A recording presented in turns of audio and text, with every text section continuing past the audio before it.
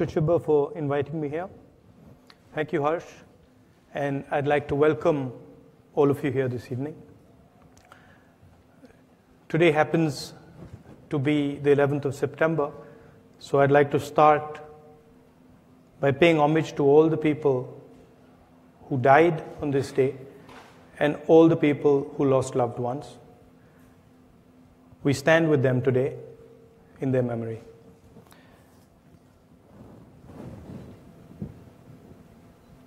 As a politician, we get to go to many places and listen to many different people. And I'm going to start today by telling you a little story. Many years ago, you'd remember that there was a huge tsunami that came to India. And it hit the Andaman and Nicobar Islands.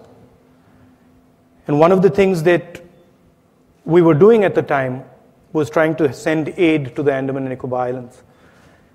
And I was looking at a list of people who had died. And there's many communities who live on the Andaman and Nicobar Islands. And I noticed in the list that there were absolutely no tribal people who had died. So I asked some of the people there, I said, listen, how has this happened? I said, there's many people who've died. There's lots of tribals living in Andaman and Nicobar, but I don't see a single tribal person who's died in this tsunami. What happened?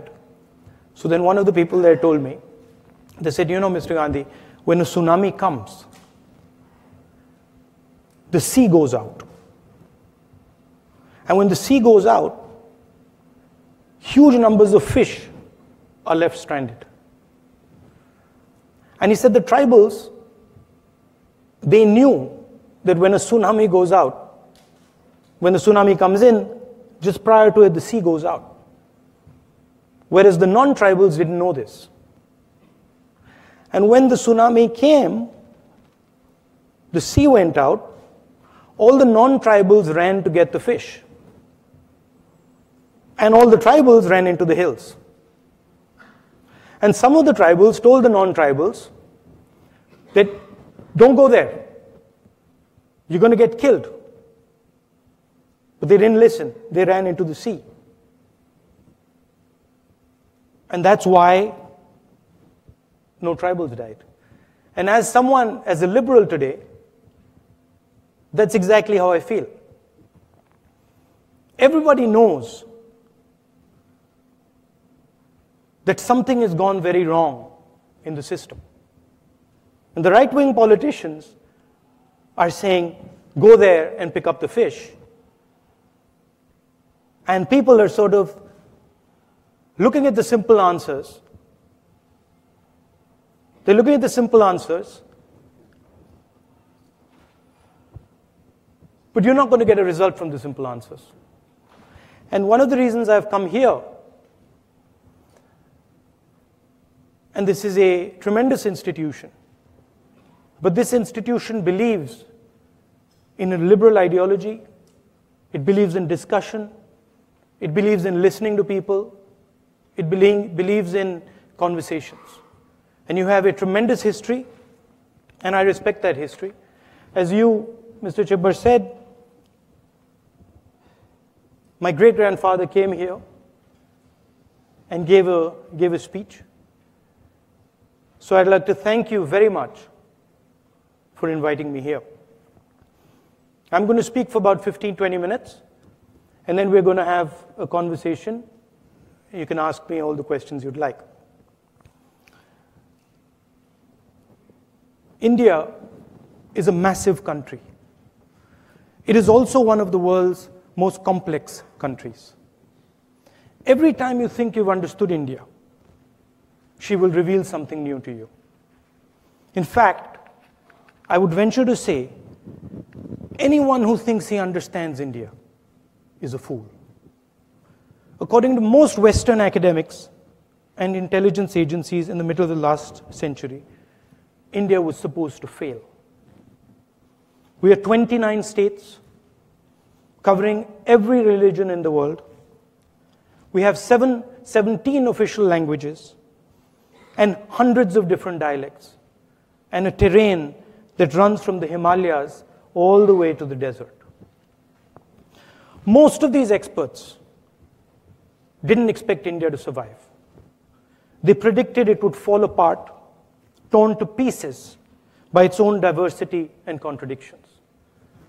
And yet somehow, as Indira Gandhi said when asked whether India leans left or right, India came out standing straight and tall. The idea of non-violence, or ahimsa, as we call it in India, is what has allowed this huge mass of people to rise up together. Uniting India's religions, castes, and languages would simply be impossible without it. It is this idea that Mahatma Gandhi fashioned into a powerful but beautiful political weapon.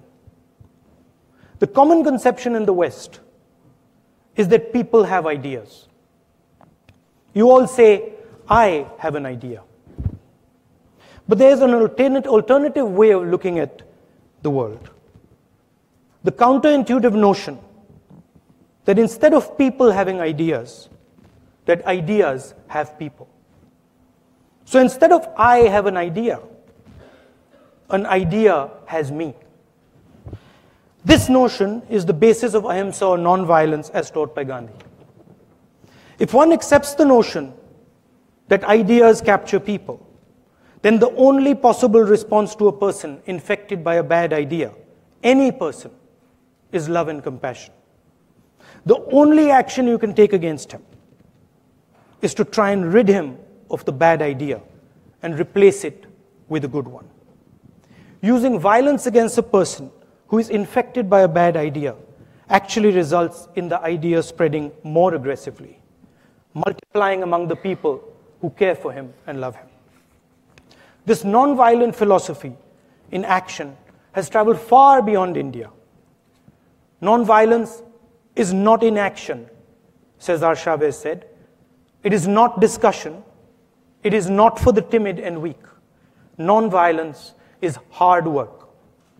It is this very idea, this beautiful struggle, that is viciously under attack in India today. But it is also the only idea on which humanity can survive the connectivity of the 21st century and come out unscathed stronger. The road traveled by India since independence has been difficult and filled with formidable obstacles. Our partition was the bloodiest migration in recorded history. At independence, most of our 400 million people were hungry. Yet the achievements of India have been significant. Increasing literacy, expanding healthcare, and raising life expectancy, all within a generation. Achieving self-sufficiency in food grains, averting famine, pushing huge advances in science and technology, even being a front-runner in the field of computer technology. When Mr. Rajiv Gandhi and my dear friend Sam Pitroda, who's sitting here, spoke about bringing the computer to India, there were voices that ridiculed them. In fact, a leader of the BJP who became prime minister later asked the question, what does India need computers for? Why do we need computers? Imagine that. When India built the IITs, the entire world, including many in India, were highly critical of the idea that a poor country should waste money on such technical institutions. They reacted to us with skepticism, wondering why a country like ours would need such institutions. Today, these IITs and other higher education institutions in India play a central role in Silicon Valley and the global progress of technology.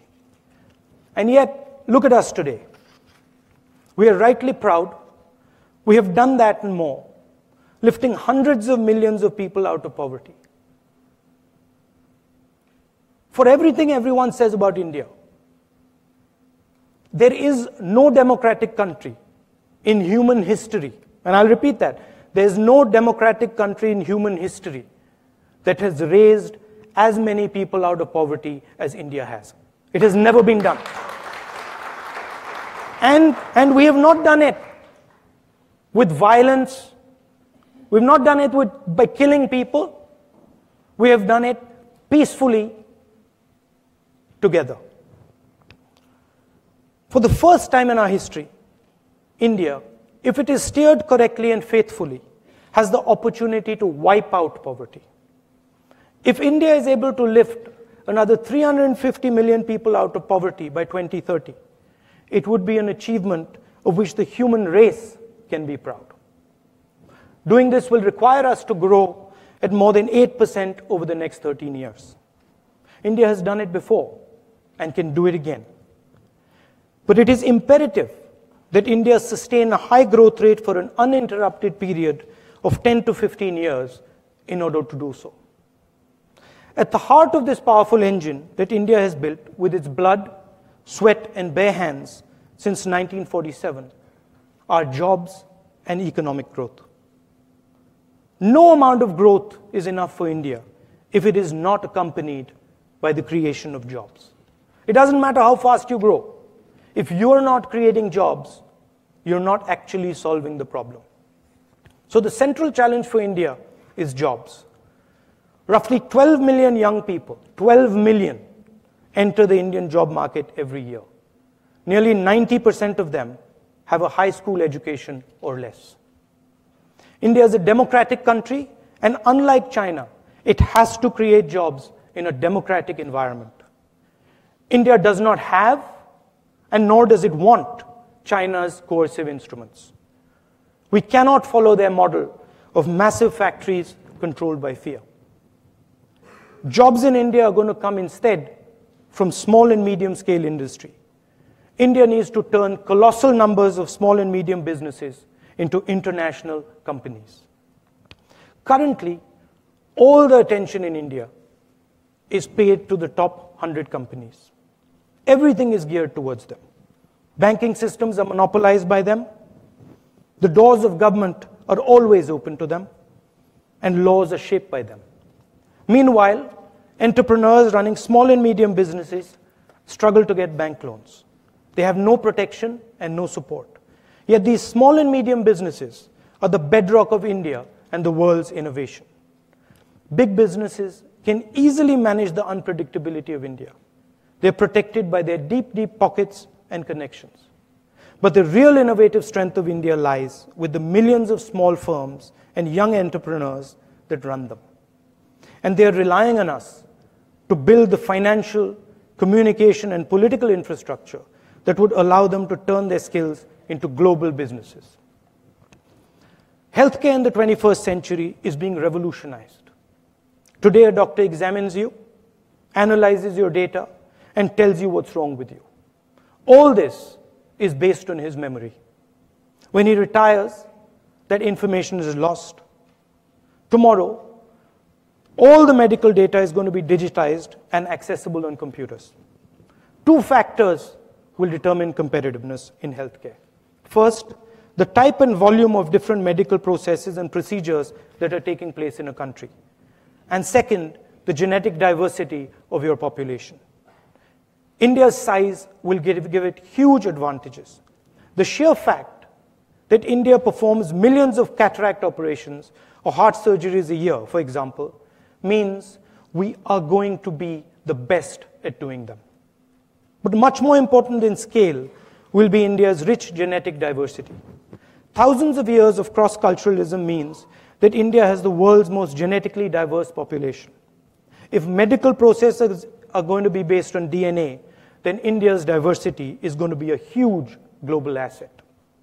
So if you're looking at medical processes in the 21st century, by far the best opportunities for groundbreaking research and innovation will be in India. It is imperative that we start thinking about these systems now, and while addressing the critical concerns of privacy and ownership before they arise. Done properly, this can transform India's healthcare system, and while at the same time, help the world beyond our borders. India has triggered a massive process of human transformation. The nature of India's transformation has now reached a stage where its momentum is so powerful that our failure is no longer an option. Our success impacts the world, But should our country fail, it will shake the entire world. What India is trying to do is to connect 1.3 billion people into the global economy with minimum disruption possible in a peaceful and compassionate way. But don't be confused. If this process breaks down, the potential for violence is massive. I've given you the positives. So before I end, I need to tell you what can go dangerously wrong. Our strength so far has been that we have done all this peacefully. What can destroy our momentum is the opposite energy: hatred, anger, and violence, and the politics of polarization, which has raised its ugly head in India today. Violence and hatred distract people from the task at hand. Liberal journalists being shot, people being lynched because they are Dalits, Muslims killed on suspicion of eating beef. This is new in India and damages India very badly. The politics of hate divides and polarizes India, making millions of people feel that they have no future in their own country. In today's connected world, this is extremely dangerous. It isolates people and makes them vulnerable to radical ideas. Finally, listening to India is very important. She will give you all the answers that you seek. India's institutions have over 70 years built a profound understanding of our country. We have experts in every single field. Ignoring India's tremendous institutional knowledge and taking ad hoc decisions is reckless and dangerous. Decisions like demonetisation, which removed 86% of cash from circulation overnight and was carried out unilaterally without asking the chief economic advisor, the cabinet, or even parliament, imposes a devastating cost on India. Currently, we are not producing enough jobs. 30,000 new youngsters are joining the job market every single day. 30,000. And yet, the government is only creating 500 jobs a day. And this does not include the massive pool of already unemployed youngsters. The decline in economic growth today is worrying and is leading to an upsurge of anger in the country. The government's economic policies, demonetisation, and a hastily applied GST have caused tremendous damage. Millions of small businesses were simply wiped out as a result of demonetisation. Farmers and manual laborers who use cash were hit extremely hard. Agriculture is in deep distress, and farmer suicides have skyrocketed across the country. Demonetisation, a completely self-inflicted wound, caused approximately 2% loss in India's GDP. India cannot afford to grow and create jobs at the current rate. If we continue at the current rate, if India cannot give the millions of people entering the job market employment, anger will increase, and it has the potential to derail what has been built so far. That will be catastrophic for India and the world beyond it. Thank you.